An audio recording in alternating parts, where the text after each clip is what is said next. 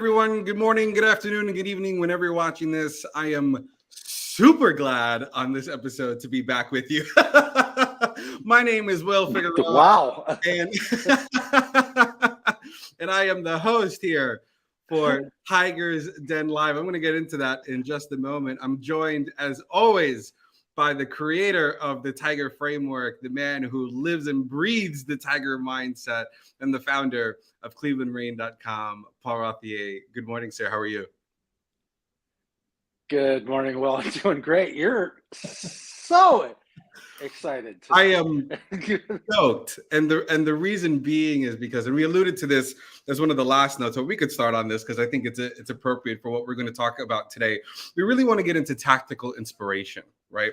The Tiger Framework has these acronyms that we dive deep into, and some of them are really inspiring. Some of them are enlightening. Some of them really are the catalyst to a lot of aha moments. And I say that both professionally and personally for myself. And for today, as we dive into the I in Tiger, which is inspiration, I really wanted to dive into tactically what it meant to be an inspiration or to inspire.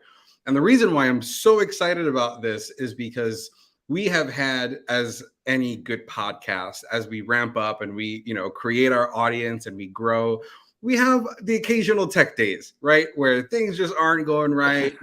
Maybe host upgrades his hardware and things may or may not be working right. Yeah. Or, Mercury in retrograde and nothing is working for anyone. And I laugh now. They call that Monday, but yeah.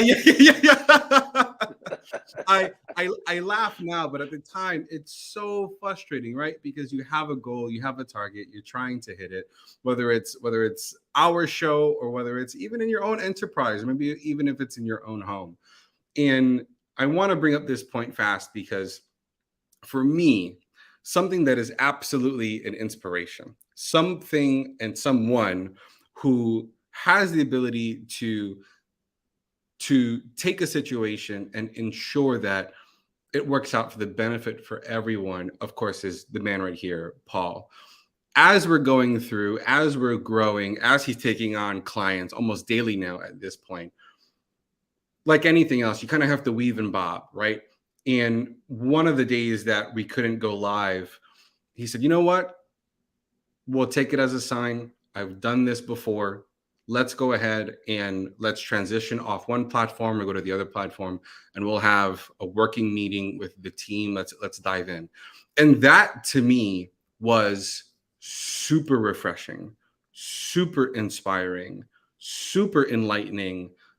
I never experienced that before. And I'll speak personally for myself. Had it not been for your reaction towards that, I think I really would have been bummed out for the entire day, because I love this. I love doing this with you. I love doing this for, all of the clients that we have, and not being able to go live or produce is something that not only bums me out professionally, but really, truly, I take it to heart. And so when you come along and you say, no, it's okay. We can still salvage this time. We can continue to push forward. That to me is super inspiring, super, super inspiring. Where the hell does that come from? That level, that headspace is, talk to me about how many times, like, what did you go through that you remember, that you can recall, where you go, you know what, let's leverage this time. Let's see what we can do. What is it that you were able to, in the moment, say, I'm going to ensure that my team or those involved are going to get the best out of this, regardless of the situation. Regardless of the situation, where does that come from? Where does that come from?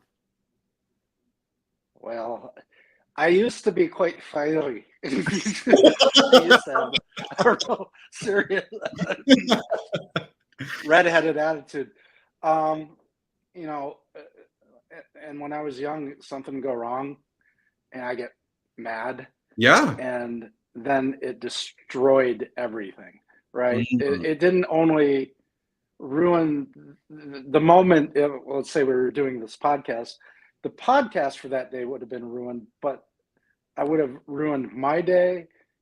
I would have ruined my team's day. I would have probably caused 3 days worth of damage and would have had to repair the damage 20 years ago. What I recognized was getting upset doesn't do anything for anybody. The situation is a situation, and really it's kind of, it's keeping your eye on the ball. It's the goal that's important. It's not the task.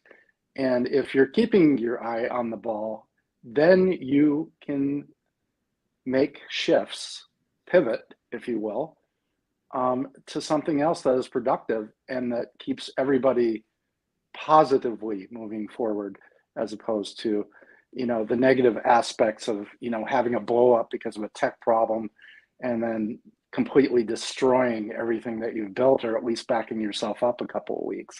It's not worth it. It's not worth what you do to the people around you when you have those explosions. I mean, I think, I like to reference startup companies in this realm because they're kind of interesting.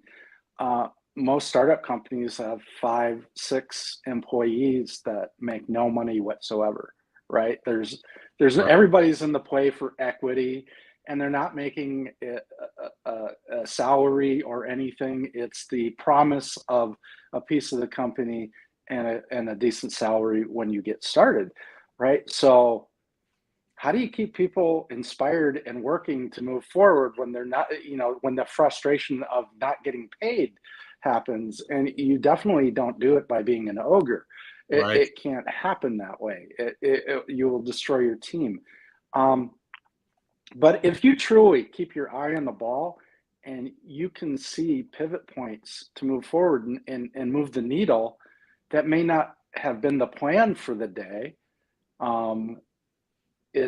you pivot and you take isn't it Mike Tyson that says the greatest plan, they have the greatest plans until I punch him in the face, right? Right. So and that's so true. Right. You have the great plan.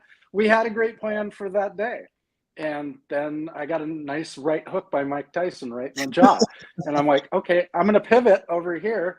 Yeah. I'm gonna make a swing where I can make it and land a punch. And for that day, it was a bob and weave, and I swung where I could take the team and plan out the next few things and keep the team moving forward. And I recognized that pretty quickly. I mean, after the fourth time we dropped the ball and the mics weren't working, and I'm like, okay, let's just pivot. We're Yeah. not going to get this done today.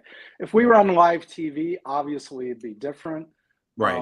But ultimately, it was an hour. It was 15 minutes lost, and we took the other 45 minutes and we moved four paces forward. The impact of dealing with things, and knowing your goal, knowing your values, and all that stuff impacts your mindset. And if your mindset is keeping the eye on the ball, then you can feel comfortable in bobbing and keeping everybody with good energy. Yeah. What I'm hearing is being aware is really key to being tactically inspirational, Yeah. right? Like hyper aware. How are people feeling? What is going on? What is the scenario? I'm hearing, let's remember the goals.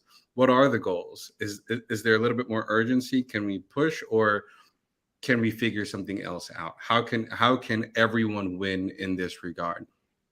What I'm also hearing is that mindset. We talk about it in rejuvenation. We talk about it a lot in execution. But that moment of just take a breath, having the moment of taking the breath, taking in what you need in the moment, Taking a breath. yeah, in order for you to be able to, like everything else in the Tiger framework, right? So that you can be tenacious, so that you could be or use inspirations, you can give, so you can execute, then ultimately rejuvenate, where you can take even more breaths. Maybe it's a breath of relief. There you go. right? We survived another day. Yeah, yeah. And I'll tell you, Paul, I worked with a few Fortune 500 companies in my time, whether it's at the very top at the board or lower management. I've kind of been all along the ladder, if you will, until ultimately going solo and building my own company, and then ultimately working with you. What I love is that you exude what you teach, what you preach, what we talk about all the time in regard to the Tiger framework, and that there's always something for you to remember and to teach from. There's always an example. There's always, well, the reason why I don't do this is because back in, XYZ time, this happened and made me feel like crud, and I didn't want people to feel that way. Why is it that seemingly we lose touch, especially in leadership, right? What happens that people lose touch with how they felt or remembered, and then ultimately it erodes their inspirational behavior or an opportunity to show inspirational behavior? What is that we lose touch with, that time and time again we hear, oh, my manager is a real piece of work, and it affects the whole culture. What have they lost? So I really think it's awareness, is Mm, the underlying thing, and to create change in yourself. For me, it was a catastrophic thing. My father was passing away with cancer, mm, and in that time period, I was taking care of him, and I heard all of the regrets, mm, all of the things that he wished he would have done for, the family, for myself, for, he didn't feel like he treated us well, which was his perception, right? I mean, I always say you do the best you can with what you have. And with what he had, he did a fabulous job, but himself, he was regretting. mm. And that whole situation, in discussions with him, really made me start looking at myself. What am I when I end up in that bed, at the final, what regrets am I going to have? Mm, I haven't had any up to that point because I've never really looked. Okay, I've never really looked back with any type of analysis on my behavior and my decisions and all that. And that was the precipice of me determining that I am in control. Okay, that everything that happens to me is my fault. I'm mm, responsible for it. I made the decision, whether it was a decision 2 years ago that got me to where I am today, or whether it was a day ago. I'm here because of my decisions, not because of what somebody else did to me, or yeah. I'm a victim of this or I'm a victim of that. Um, and so ultimately I was, and once I got there, right, I truly believed that, you know all this is my fault. I was able to change things, right? I Yeah. changed, I changed my decision process. I changed the lens I looked at my friends through. I changed, all of everything that had to do with me. And what I realized was that I was a pretty shitty guy, I mean, Yeah. I was all nice up until we were working on a project or doing something. And if you didn't do what you said you were going to do for me, I mean, I almost go passive aggressive on you. I was just not, I was not the person I wanted to be. And that made major change. So you experienced the result of that the other day when everything went wrong. And I Right. was like, all right, it's, this is what's going to happen. Yeah. And so let's pivot and we're still heading towards the goal. Yeah. I mean, I still have my eye on the ball, but we're going to make a little shift in our direction here just for today, because today's not going to work, and we're not going to push it. We're going to go around this block and make more headway than we would have if we tried to bang our heads against the wall over top of these what was going on. Yeah. And that I'm really comes from awareness, right? introspective look. Go ahead. Yeah, I'm just hearing I didn't awareness. hear what you said. I'm just hearing awareness, awareness, awareness, awareness, being aware, being present. I mean, it speaks to your point about the need for rejuvenation, right? Leaning into whether it's meditation or faith or prayer, whatever it is that you need to understand or to kind of clear out this space here, right? So that you can be hyper aware and not in a taxing way. It doesn't, and correct me if I'm wrong, it doesn't seem like you're doing it in a way that it's what are they going to think, what's going on, how am I going to it seems so present that it allows for you to be able to really understand that you are the catalyst. And what I'm also hearing is the impact of responsibility. That when you understand responsibility, when you understand what you're responsible and what you can take responsibility for, then you almost can make the decision in what you should be responsible for, right? And sometimes maybe it's a little bit more than what is in your realm, or maybe it's in your remit. Maybe you're helping out a friend for that day, or a department, or even in your own family or your community.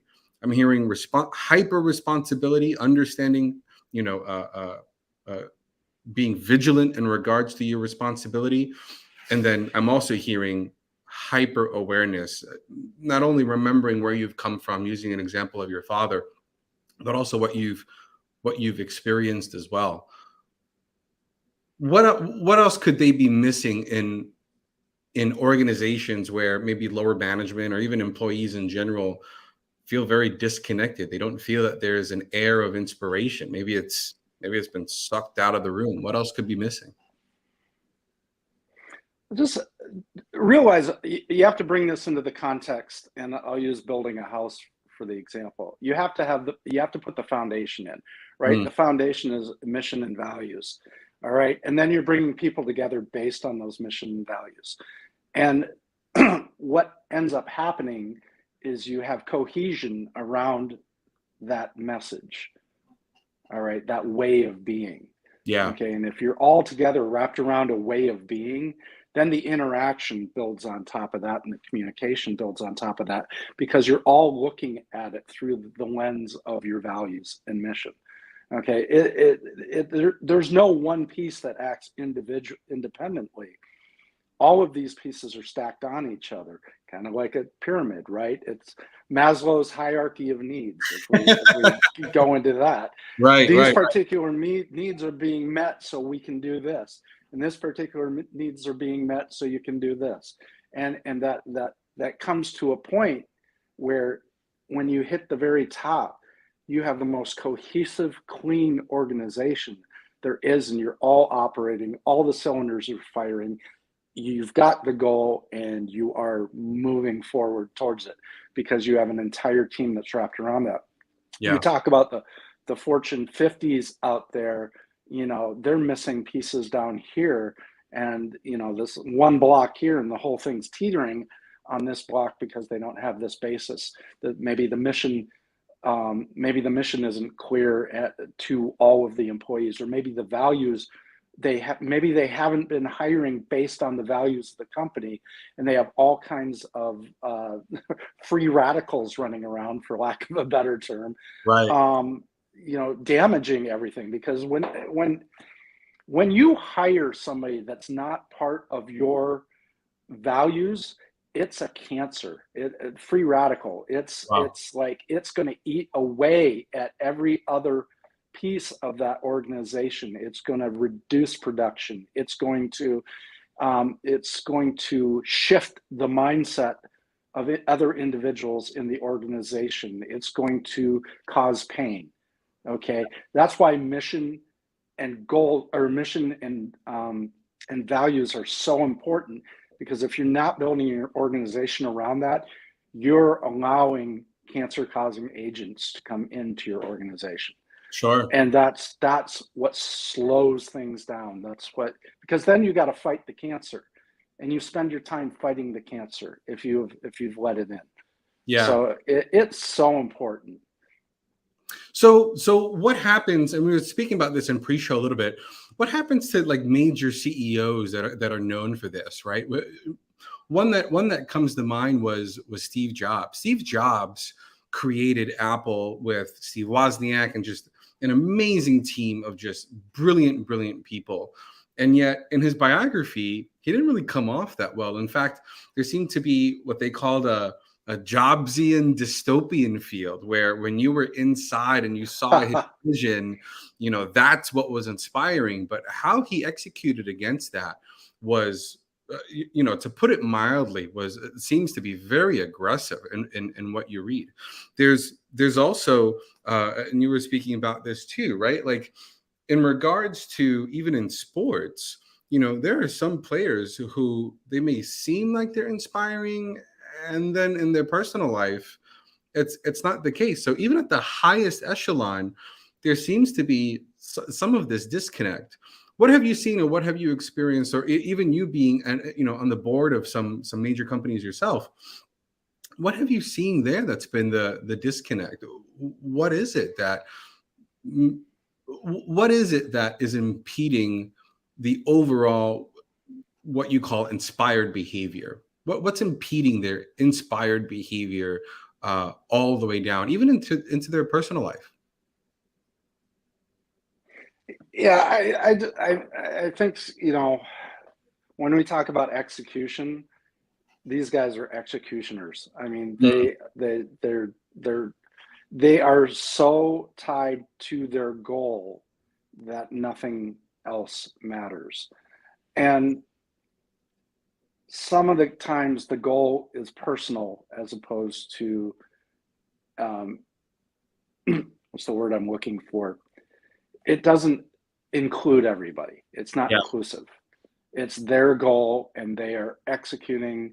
It's a chess game. They're putting pawns in place and they're putting people in place to execute their goal, which is a good thing. Sure.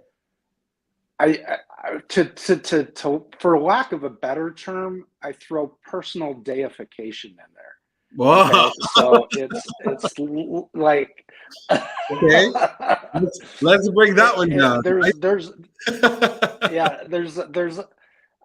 and I don't know Steve Jobs, but I've seen some who hold themselves in such high esteem that they are above everyone.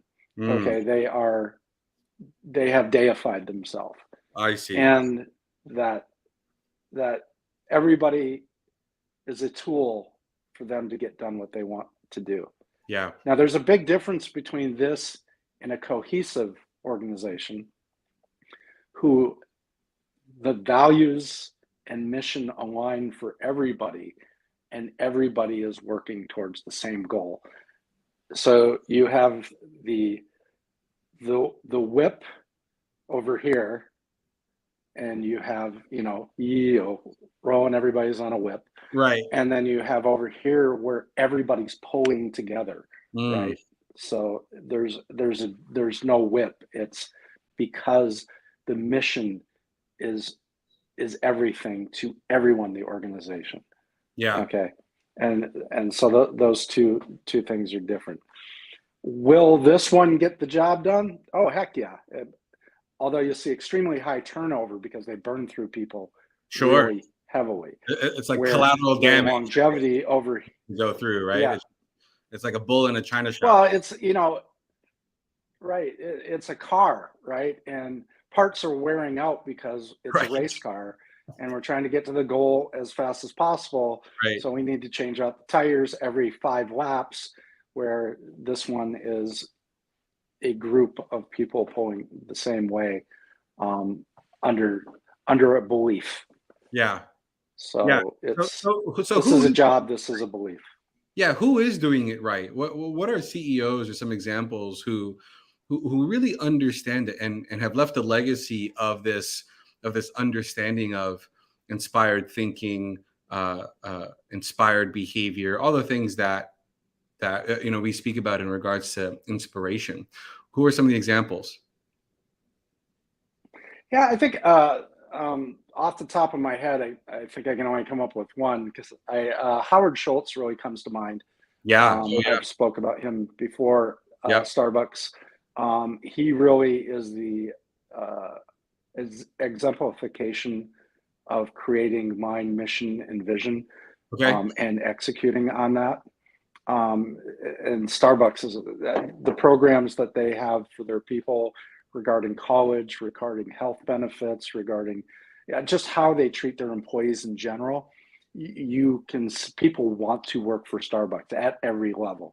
It's the vision is clear and crisp, and I hope he has found a replacement for himself that is going to carry that forward, Yeah. because he just left. Um, and the two people that he had before did not, and the company's revenues went down, because they lost the mission, vision, and the inspiration to drive Yeah. them forward. I remember a story you spoke about in regards to the China expansion. I'm familiar with what you're speaking about in regards to some of the benefits that their employees were asking about, trying to be educated and what can we do and what about the time. And so they ended up basically creating an articulation program between the company and Arizona State University, amongst many other university organizations. But Arizona State University was one in particular that they literally together built an articulation program where it's a work learn and earn kind of experience. That there's something to be said about that. One of the CEOs that come to mind for me is Bob Iger, the former CEO of Disney. And for me, what makes him most inspirational is what they call the come up, right? Where he came up from the bottom. You know, he production assistant working at a local, inner city newsroom, dealing with, food craft, right? Like basically getting coffee and donuts for everyone else. And fast forward, gosh, even 10 years, and he's already climbing the ranks of, an executive vice president of a major broadcasting organization, then gets swallowed up by Disney, because at the time it was just a news organization, and then ends up being what we now know as ABC News, ESPN. It just grew and grew and grew. And I'll never forget in his book, he was speaking about the opening of Disney Tokyo. And there was a really sad incident that happened at Walt Disney World where a child had passed away due to an accident on one of the lake properties that they had. And his ability to be able to simultaneously, keep the magic, for lack of a better term, right? Where he knew what he had to do. He kept the focus at play. He understood we have to open this up. There's a lot of publicity. There's a lot of people here. There's cultural differences he has to keep in mind of. And immediately flew back and had his team wrapped around that family, whatever they could possibly do. And not in a way that, and I feel like we've gotten in a, in the culture and society here, at least in America, where when you hear that a CEO has a team wrapped around a situation like that, it comes off as, we want to keep it quiet. We don't, and it wasn't the case. He wanted to ensure that family was comfortable in an extremely difficult time of losing a child, and to no one's fault, and to be able to have gone through the ranks. And much like what you spoke about, right? Understanding the focus, keeping the vision, and then simultaneously having a heart. Accidents happen, things happen. And it was unfortunate, beyond unfortunate, that someone lost a child, arguably in a family theme park. But to be able to later in the book get a letter from that family, and I believe it was from the father of the family, who said, we understand the situation and we're thankful for, what you did for us. All we ask for is to ensure that this never happens to another child at your parks. And that speaks a lot to not only the family and the character of the family who lost their child, but then to have the CEO of that organization put an entire security team together, some of the leading experts in physical safety for everyone involved, and to mitigate an accident to like that to ever happen again, so that it never happens again. It speaks a lot about follow up, follow through, understanding.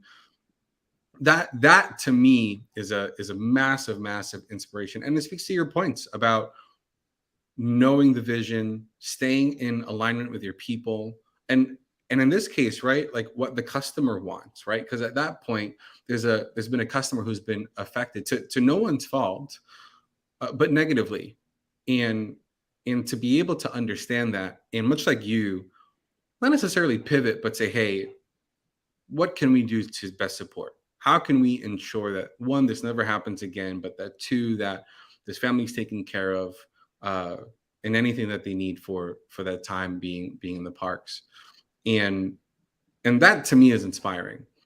To have a leader who is not only empathetic and sympathetic, who understands the situation at hand, but continues to execute, continues to be able to understand the mission, right? But kind of like what you're talking about, right? Mission, vision, and values, and to move forward. That to me is inspiring, and for me is just one more person that I could say, yeah, that's someone who I want to model and be able to master that behavior. And thanks for the shout out, Victor. I appreciate it. Yeah, let's roll. It's so important to find the people who inspire you. That's for me. That's one of the few people that I think you can go out and definitely, uh, a mutual mentor of ours, Brandon Dawson, speaks about model, mimic, and master, right? And that's someone who I know that I think it's safe to say is someone that you can model, mimic, and master. What do you think? Yeah, I Brandon Dawson's a great guy. That's he definitely is wrapped around making sure that your mission, vision, and values are driving your processes. And he would 100% agree. I do want to take that story you told about Disney CEO and bring that back into a microcosm of yourself, Yeah, right? sure. Because when you take responsibility for who you are and what you've done, and you start actually analyzing the things that you've done, Yeah. you do exactly what he did for the park. You make sure Mhm. that you aren't going to make certain decisions again that damage you. You make sure that you are going to mitigate behaviors that ultimately damage you. Taking that back to our technical issues the other day, if I would have reacted the way I would have 20 years ago, and I would have been mad at you because, whatever, the tech didn't work, and the rest of the team that's working on that stuff, and I would have gave everybody a dressing down. I'll use a Navy term. And how would, tell me, how would have you have felt the Oh, rest of I mean, that day? deflated. To say deflated would be an understatement, right? Right. So, and that would have totally killed productivity for a day. Right. So I took the issues that I had before and I said, that's not a good thing. That's not something, it's not productive. It doesn't help move the needle forward. It Yeah. ruins you, it ruins people. It's let's do this in a different way so it never happens again. Yep. Right. And so fast forward 20 years, we have a major issue and we pivot and we move on, and it didn't happen, and everybody walked away the day moving forward and engaged. That's exactly what I'm talking about. That is being aware of the situation. That is being aware of how you treat people and how they respond to you. And then taking that and being the best that you possibly can be for the people that you serve. Because in my view, I serve you well. I serve Charm. I serve the people in my organization. Yeah. I'm here to help you guys get to where you want to go. And then at the end of the day, because our mission, vision, and values are aligned, we're all getting what we want out of the situation, and we're all committed to going forward. And that's really the big takeaway for today.